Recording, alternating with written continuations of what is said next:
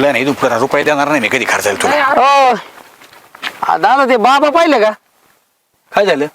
काय नाही ते बाबाला आहे ना 1000 रुपये द्यायचे तर कारण ते विधी काहीतरी करणार आहे आणि ते विधी केला का मग माझ्या घरी नाही बांगला तयार होणार आमचे सगळे स्वप्न पूर्ण होणार. हिच्याकडे सकाळी बाबा आला होता. ते बाबा तुम्ही तिकडे चालले का काय बाबाकडे? हो बाबाकडे चाललो ना. बघ आला मी तुला खोटं समजत होतो. मग मी तुम्हाला सांगत होते ना सगळं चांगलं होणार आहे आता. हा म्हणजे हे पण आता बाबाकडे चालले. चला चला आपण बाबाकडे जाऊ आणि मस्त पैकी तुम्ही बी 1000 द्या आम्ही 1000 देतो. अहो भाऊजी मी दिलेत म्हणून तर बोलणे खाते. म्हणजे काय झालं? हो पण मी काय म्हणते चांगलं होणार असेल तर हरकत काय गेले तर कशाला उगाच बोलायचं तेच त्याला. म्हणतो मी कशाला उगाच बोलता तुम्ही? अहो वहिनी तुम्ही चांगल्या शिकल्या सवरलेले आहेत. तुम्हाला कळायला पाहिजे असे बाबा लोक येणार तुम्हाला भविष्य सांगणार आणि तुम्हाला खरं वाटतं का?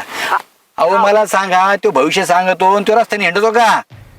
त्याला भविष्य काही नसतं. कळत नाही. तू ये ना तू गब्बच वर गणित ना आता थोबडच फोडीन तू. मी एक तर 500 घातले ते घातले पुन्हा वर तोंड करून बोलू ती परत मध्ये मध्ये म्हणजे 2 मिनिटं बोलू दे. दादा काय म्हणायचे नेमके तुम्हाला?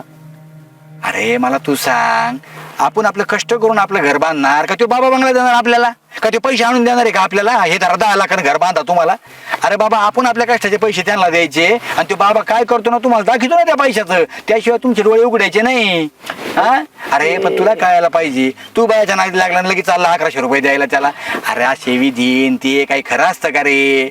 हा? नाही आपलं हे सकाळी तसं हिला म्हणत होतं मी असं काही नसतं बुवा. पण आता कसं आहे आतापर्यंत काय आहे, हिने सांगितलं आपल्या खालच्या वावरात आहे ना काय करा ऊस लावा मस्त यंदा भाव येईन ऊसाला जोरदार ऊस जाईन आणि चांगले टन निघन तिथं म्हणजे एकदम माल भारी येईल आणि जास्त टन निघन ऊस.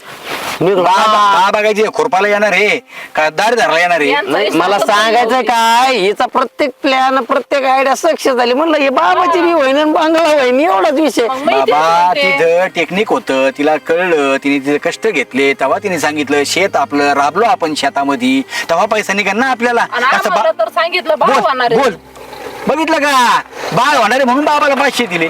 आता मला तू सांग बाळ बाबा देणार आहे काहीला?